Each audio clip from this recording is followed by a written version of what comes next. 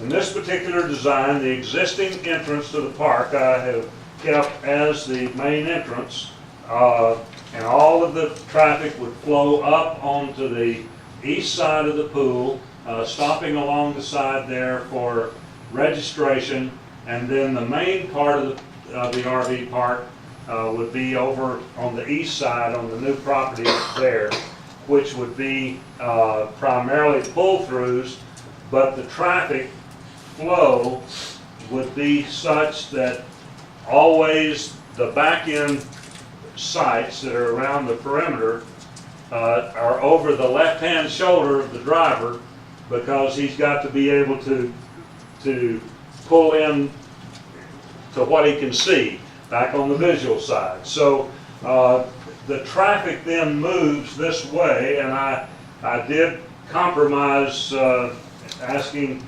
Billy if he thought it would be okay if I put one-way exit out of the park, and that way you didn't have to pave the whole thing in order to get the traffic circulation around. So there is a one-way exit out between the existing park and the new land area development. Primarily what I focused on was the circulation and the movement of the RVs, but with some recommendations for the facilities. Right now, the cutting edge in the outdoor hospitality industry is the park model cottage. And in the back page of your book, I've got some shown there for you. An RV is very, very expensive today. And that eliminates all but about 10% of the population being able to go in and enjoy a park. So what has happened, the park model cottage is technically an RV. It's pulled in on wheels, and it's skirted with the wheels still on it, and the tongue is pushed back underneath it. And it's technically an RV. It's under 400 square feet. But it provides for family kind of accommodations that lets all families come and enjoy a park area.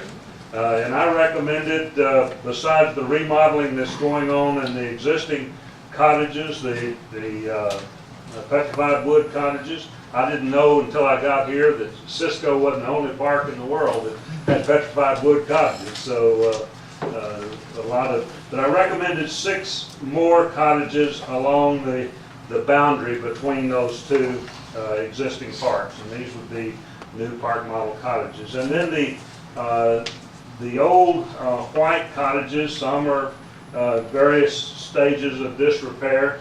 I recommended pulling that all together where the wood carving shop is on the west side of the pool and making a craft mall and food court. Now, the reason that I made that recommendation is simply that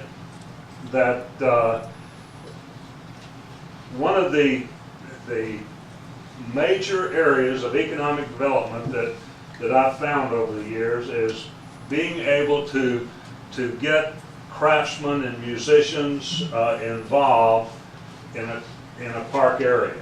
It's a huge magnet. I built in the 1970s the Ozark Folk Center up in Mountain View, Arkansas, if any of you are familiar with that. Stone County, Arkansas, when we built it, was the poorest county in the United States of America, and right now you buy land by the front foot in that county because of that folk center and because of the attraction that has come in through craftsmen being able to show their wares. Now, these don't necessarily have to be craft shops where people come in and buy crafts. It's a place where people can come and watch, and then you can have a centralized sales area. But it gives craftsmen the opportunity to teach what they love, the wood carvers, the broom makers, the apple doll makers, whatever it is. It gives them the opportunity to express what they love to the next generation. And that's the beauty of it, and people come flocking to them. So I recommended that as a particular use, and bringing it into the west side of the park, and then a major renovation of the park area there. Greatly reducing the number of RV sites, again keeping the standards high and the access easy for the participants. I added a lot of parking to take care of the conference center, the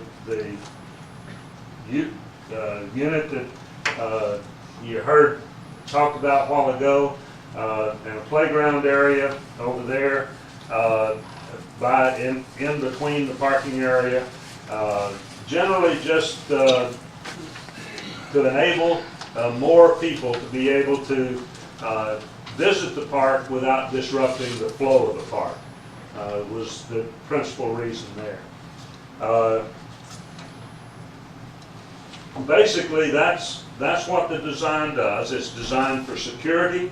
It's designed for easy mobility of the larger rigs, and it's designed to enable all people to come and enjoy the park project.